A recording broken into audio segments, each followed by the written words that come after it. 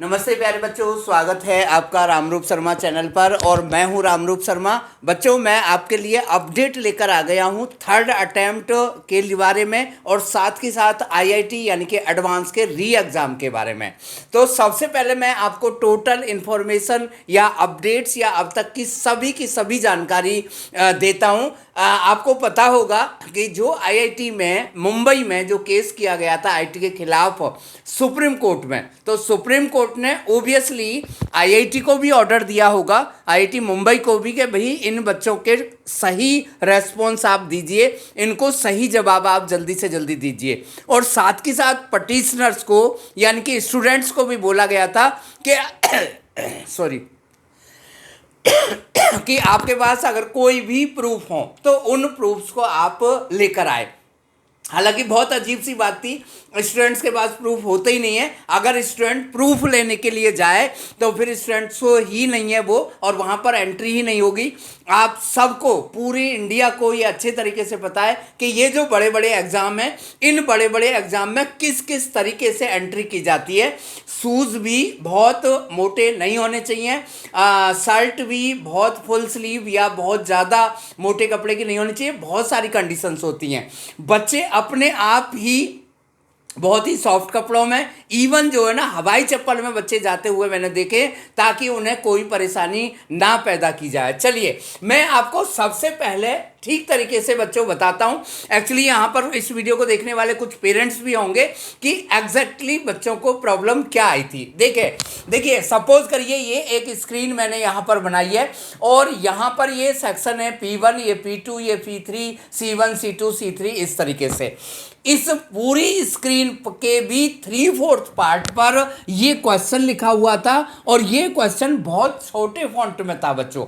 और साथ ही साथ आप बच्चों को तो पता ही है, जो सुन सकते हैं सभी, या मेरी वीडियो आईआईटी तक पहुंच जाए, या मेरी वीडियो जज साहब तक पहुंच जाए, या किसी भी रिलीवेंट इस तरीके के लोगों के पास में पहुंच जाए जो इस प्रॉब्लम को ठीक तरीके से समझ सके। अब ये फॉन्ट बहुत छोटा था, बच्चे को प्रॉपर दिखाई नहीं दे रहा था। यहाँ पर इसके मान लो 1 2 3 4 5 6 7 8 ये पोर्शन बने हुए थे।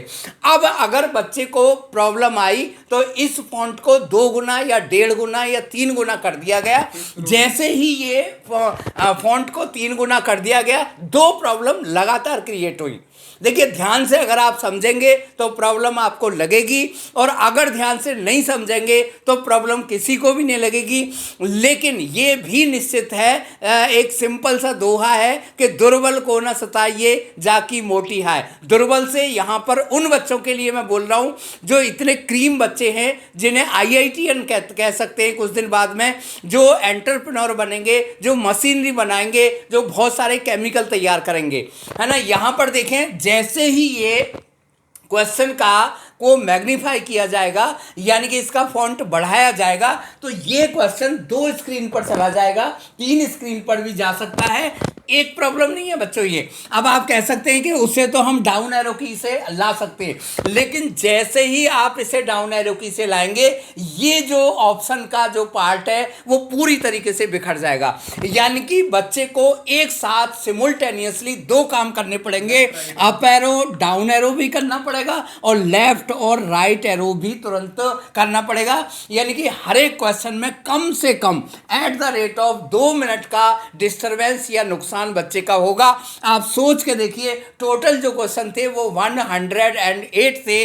अगर 2 मिनट का नुकसान होता है तो मेरा ख्याल है बच्चा कितने क्वेश्चन कर पाएगा ये कोई भी कैलकुलेट कर सकता है। इससे क्या हुआ कि बच्चे को इरिटेशन हुई, इससे बच्चे को क्या हुआ, पेन हुआ, हेडक हुआ, डिस्टरबेंस हुआ, डिस्ट्रैक्शन हुआ, और इतनी सारी चीज़ों के साथ में आईआईटी स्टैंडर्ड के पेपर को बच्चा किस तरीके से कर सकता है ये कोई भी सोच सकता है। लेकिन बच्चों हुआ क्या है क्योंकि सुप्रीम कोर्ट के ऑर्डर को जरूर मानना है, फॉर्मेलिटी जरूर दिखानी है। तो आईआईटी मुंबई ने, और देखिए मैं आपको सच बताऊं, सच्चाई मुझे ऐसा लग रहा है कि जैसे छोटे छोटे इंस्टीट्यूट नहीं होते, उनके पास कोई गार्जियन जाए कि भाई कौन पढ़ाएगा, कि आईआईटीएन पढ़ाएंगे। मुझे तो ऐसा लग रहा है कि ये हरकतें जो है ना वो एनटीए जैसी ही हैं।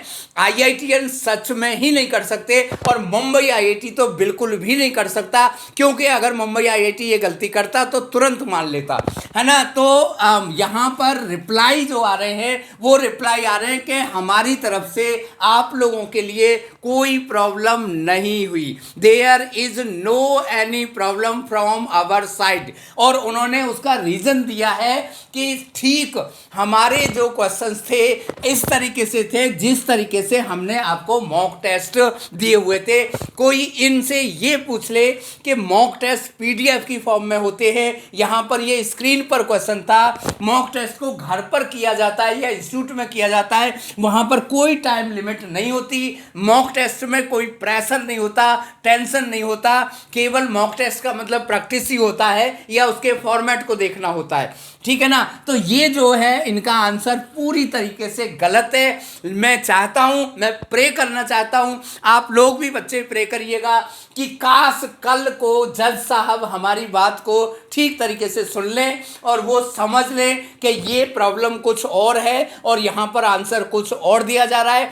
कोई हम लोग किसी के लिए पनिशमेंट नहीं मांग रहे, हम कोई किसी के लिए भी कोई बुराई या थोप नहीं रहे, क्योंकि टेक्निकल प्रॉब्लम है ये। टेक्निकल प्रॉब्लम किसी को कभी भी आ सकती है, कितनी भी अच्छे एरोप्लेन में प्रॉब्लम आ सकती है, लेकिन इस प्रॉब्लम को माना जाए और री एडवांस जरूर कराया जाए।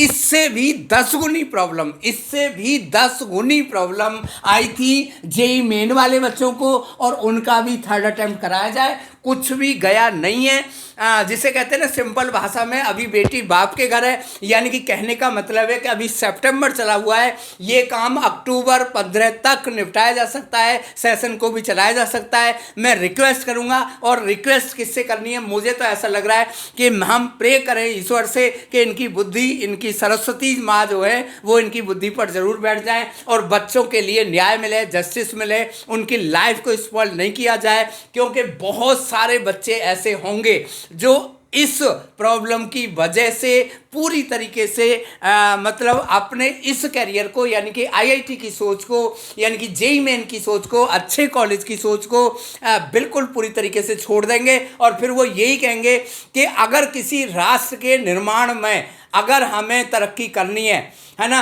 या किसी राष्ट्र को निपटाना है, ख़त्म करना है, तो बहुत बड़े बॉम्ब की या बहुत दूर की मिसाइल की ज़रूरत नहीं है, बल्कि जो पढ़ाई का स्तर है उसे इस तरीके से बना दिया जाए, ऑटोमेटिकली वो राष्ट्र, वो कंट्री खत्म हो जाएगा। भगवान करे ऐसा ना हो और आप लोगों के लिए जस्टिस मिले। वीडियो को शेयर जरूर करिएगा बच्चों, और वीडियो को लाइक करके इतना शेयर कर दो कि ये वीडियो कल सुबह तक किसी ऐसे पर्सन के पास, किसी ऐसे देवदूत के पास चली जाए जो बच्चों की समस्या को समझ ले। Thank you so much and all the very best.